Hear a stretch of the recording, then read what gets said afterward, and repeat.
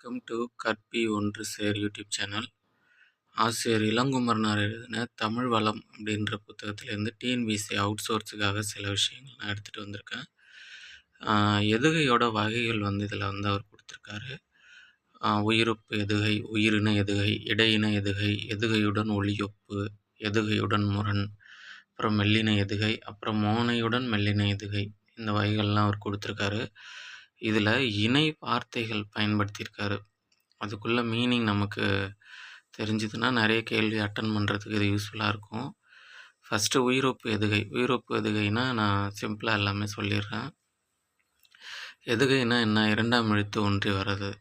உயிரொப்பு எதுகையில் பார்த்தீங்கன்னா ஐகாரம் வந்திருக்கு. இலை, தழை, அப்புறம் மோழை, காலை. பார்த்தீங்கன்னா ஐகாரம் ரெண்டு வார்த்தைகள்லையுமே இணைஞ்சு வந்திருக்கு.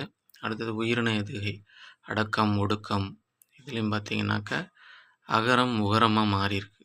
டான்றது லாஸ்ட்டாக இட்டு கூட்டல் ஆட்டா, அது இட்டு கூட்டல் ஊ, அதாவது அகரம் உகரமாக மாறியிருக்கு இல்லைங்களா? இப்போ இது ஒத்து வந்திருக்குங்களா?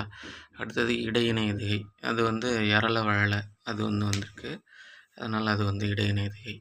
அடுத்தது எதுகையுடன் ஒளியொப்பு, அரிப்பு, பறிப்பு ரெண்டுமே பார்த்திங்கன்னா ரகர ரகர ஒளியை இவ்வளோ வந்திருக்கு. அதனால் இது எதுகையுடன் ஒளியொப்பு. அடுத்தது எதுகையுடன் முரண், முரண்பட்டிருக்கிறது. எதிர்ச்சொல் மாதிரி. அரியாடு, கரியாடு. அரியாடுனா செம்மறியாடு, கரியாடுனா கருப்பு நிற ஆடு. அடுத்தது மெல்லின எதுகை. அந்த ஞஞன நமன இருக்குது இல்லைங்களா? அது வந்திருக்கு பாருங்கள். கஞ்சி, அதில் இருக்கக்கூடிய இஞ்சி, அப்புறம் தண்ணீரில் இருக்கக்கூடிய இன்னு, அது மெல்லின எதுகை. அடுத்தது மோனையுடன் மெல்லின எதுகை அப்படின்னா, மோனைன்னா என்ன? முதல் எழுத்து ஒத்து வர்றது. இப்போ கண்ணீரும் அப்படின்ற இடத்துல கா வந்திருக்கா? கம்பளையும் பார்த்தீங்கன்னா அதுலேயும் கா வந்திருக்கு. ஸோ கண்ணீரும் கம்பளையும்.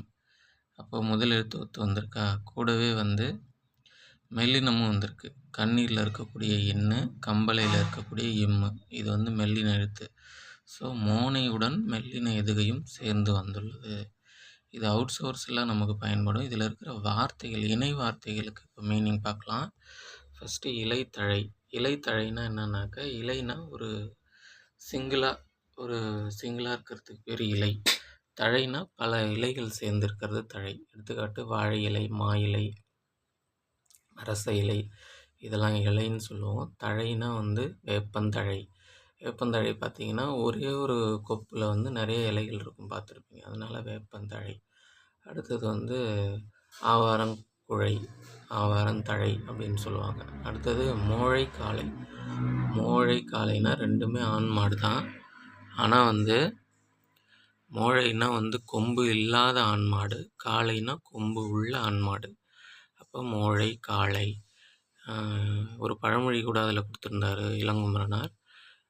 ஏழையை கண்டால் மோழையும் பாயுமாம். அதாவது கொம்பு இல்லாத மாடு கூட ஏழைன்னா தான் பாயும்.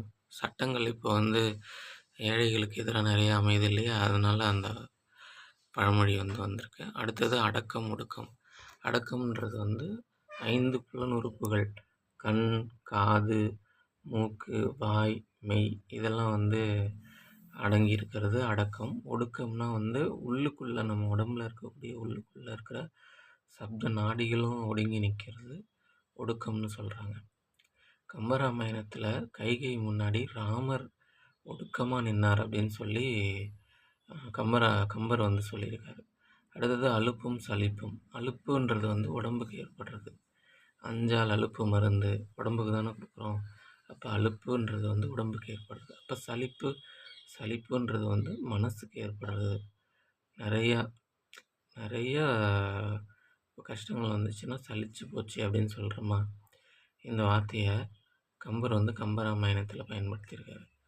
அலுப்புக்கு கஷாயம் கொடுப்பாங்க, ஏன்னா அது உடலுக்கு ஏற்படுறது. அந்த கஷாயம்ன்றது கழாயம் அப்படின்னு இளங்குமரனார் பயன்படுத்தியிருக்காரு. அடுத்தது உளறுதல், குளறுதல்.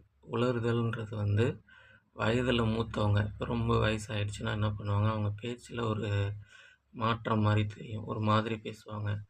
ரொம்ப வயசானவங்க அது உளறுதலாம். அப்போ குளறுதல்னால் என்னன்னாக்கா, குழந்தைகள் பேசுது இல்லையா? பேச்சு வரத்துக்கு முன்னாடியே பேசுகிறதுக்கு குழறுதல்னு பேராம். உளறுதல்னா பெரியவங்க, குழறுதல்னா குழந்தைகள். ஓகே. அடுத்தது அரிப்பு, பறிப்பு. அரிப்புன்னா என்னன்னாக்கா, கொஞ்சம் கொஞ்சமா அரிக்கிறது. இப்போ செல் அரிச்சிருச்சுன்னு சொல்கிறோம். மண் அரிப்பு ஏற்பட்டிருக்குன்னு சொல்கிறோம். அதை வந்து அரிப்புன்றோம். பறிப்புன்னா வந்து மொத்தமாக எடுத்துகிட்டு போகிறது. இப்போ ஏதாவது திருட்டு நடந்துருச்சுன்னா பறிச்சுட்டான் அப்படின்னு சொல்கிறோம் இல்லையா? அதனால் அரிப்புன்னா கொஞ்சம் கொஞ்சமாக ஏற்படுறது, பறிப்புன்னா மொத்தமாக ஏற்படுறது. ஓகே. அதர பதற. இதுக்கு என்ன மீனிங்னா, அதரன்னா உடலில் ஏற்படுற ஒரு அதிர்வுக்கு பேர் அதர. பதறன்னா உள்ளுக்குள்ளே இருக்கக்கூடிய நாடிகள்லேயும் ஒரு பதற்றம் உண்டாச்சுன்னா அதுக்கு பேர் பதற. பதறன்னா உடல்லையும் உள்ளுக்குள்ளே இருக்கிற நாடிகள்லேயும் மொத்தமாக சேர்ந்து ஏற்படுறதுக்கு பேர் தான் அதர பதற. அடுத்தது அரியாடு, கரியாடு. அரின்னா வந்து செம்மை, கரினா வந்து கருமை. ஸோ அரியாடுனா செம்மறியாடு, கரியாடுனா வந்து கருப்பாடு. ஓகே. கஞ்சி தண்ணீர். கஞ்சி தண்ணீர்னா என்னென்னு பார்த்தோம்னாக்கா, சோறு வடித்த பிறகு வரத்துக்கு பேர் கஞ்சி. அதை வந்து அன்னப்பால்னு சுத்த தமிழில் சொல்கிறாங்க. அந்த முதல் நாள் இரவே அந்த சோறில் நம்ம தண்ணி ஊற்றி வச்சோம்னா அது இந்த இடத்துல தண்ணீர்ன்ற பொருள் கொடுக்குது.